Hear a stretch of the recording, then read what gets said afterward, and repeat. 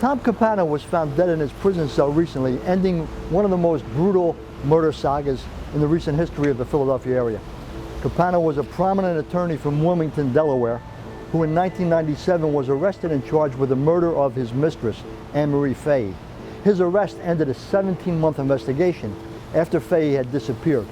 And Fahey's disappearance set off a chain of events in Wilmington that pointed toward Capano as this serial philanderer who had a good life, a wife, 4 daughters, wealth, power, influence, but also had a secret life in which he was having affairs with multiple women. When Fahey disappeared, her family discovered a diary in which she disclosed that she had ended the affair with Capano and didn't want to pick up again with him. And one of the telling lines in that diary became the signature phrase of the investigation. Anne Marie Fahey said, "I have finally brought closure to Tom Capano. What a controlling, manipulative, insecure, jealous maniac." Over 17 months, as the FBI and the Wilmington police investigated the disappearance of Anne Marie Fahey, Capano was the primary suspect. But by the time he was arrested, 2 of his brothers had begun cooperating. At that point, when charges were brought, authorities had no body, no murder weapon, and no definitive cause of death. Yet they were able to put Capano on trial and ultimately convict him of first-degree murder.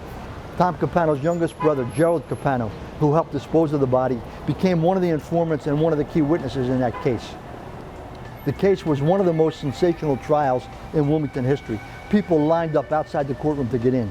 And Capano testified in his own defense for 6 days and told what most authorities believed was a cockamamie story about how Anne Marie Fahey had been killed by accident. Capano's story began with he and Fahey had dinner at the Panorama restaurant here in Philadelphia. It was one of their favorite haunts.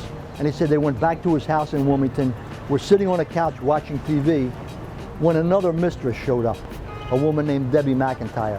And Capano from the witness stand said McIntyre, distraught that he was having a relationship with another woman, pulled out a gun from her pocketbook and didn't threaten to shoot Capano or Fahey, but threatened to shoot herself.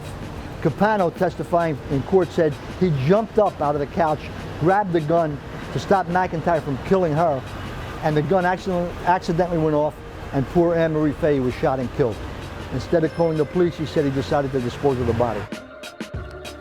Anne Marie Fahey's body was disposed of, was stuffed into an ice chest, taken out to sea, and dumped in the Atlantic Ocean. And her body had been stuffed in that chest, put on the back of a Chevy Suburban. Capano and his brother Gerald drove to Stone Harbor, New Jersey. They put the body, the ice chest, on a boat called the Summer Wind, and then they went out 60 miles to sea and they dumped the ice chest. But it did not sink, which is one of the key elements in this case. And so ultimately they took Anne Marie Fahey's body out of the ice chest, wrapped it in anchors, and dumped her body in the ocean. They ripped the lid off the ice chest, threw it into the water, went back to Stone Harbor. 1 week later, according to testimony and investigation, the Capano family, celebrating the 4th of July weekend, has a big party in Stone Harbor. Anne Marie Fahey's family, looking for their missing sister, has 300 people searching a park in Delaware. And a fisherman fishing off of Indian River in southern Delaware sees an ice chest floating in the water. And he brings the ice chest on board, finds that it doesn't have a lid, puts a lid from his ice chest on it, and for the next 17 months or so, he uses that ice chest to store fish whenever he goes fishing. After Capano's brother gave him up and after Capano was arrested, was the first time anyone heard about this horrific burial at sea. The first time the media had reported about how Anne Marie Fahey's body had allegedly been disposed of. And the investigators in that case, they get a phone call from an individual who says, a friend of mine, a fisherman, found an ice chest floating in the water back then. Maybe it's connected to this case. And the FBI agent and the police detective who were involved go down to Indian River and they find the ice chest. And it's the same size and shape that Jerry Capano had described, a white igloo ice chest.